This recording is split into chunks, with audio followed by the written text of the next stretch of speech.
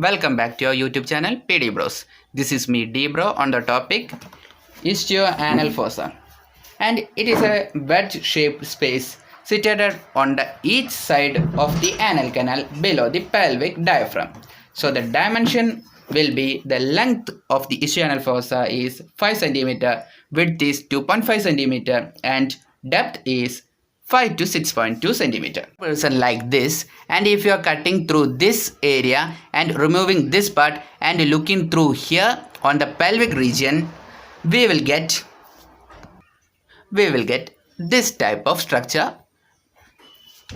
If you are cutting the same person on the pelvic region through this area and looking from downward, we will get such type of diagram like this. And for the same person, if you are cutting, if a person like this, if you are cutting like this and removing the anterior portion, and from anteriorly, if you are looking through this area, if we are looking on the anterior aspect, on the pelvic area we can see this type of structure. On the anterior aspect we can see the posterior border of the perineal membrane. With this will be the base of the perineal membrane, and this is the posterior border. Posteriorly it is formed by the sacrotuberous ligament. And now for the apex, it is formed by the joining of the inferior fascia of the levator ani muscle. So simply we can see it as the pelvic diaphragm, and fusion of the next fascia is the obturator fascia, which is covering the obturator internus muscle. And the base will be formed by the skin of the perineum, and which will be here.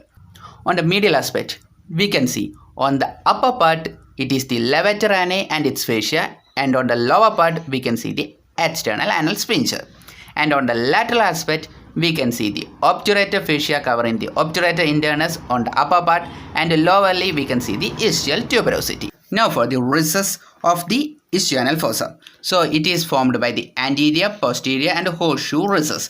Anterior surface extends on the upper portion of the perineal membrane, which we can see here, and this is the anterior recess, and posterior recess, which is smaller than the anterior recess, which we can see here, and it extends deep to the sacrotuberous ligament. In our body we can see two ischio anal fossa. So both are connected by the horseshoe recess, and which is behind the anal canal.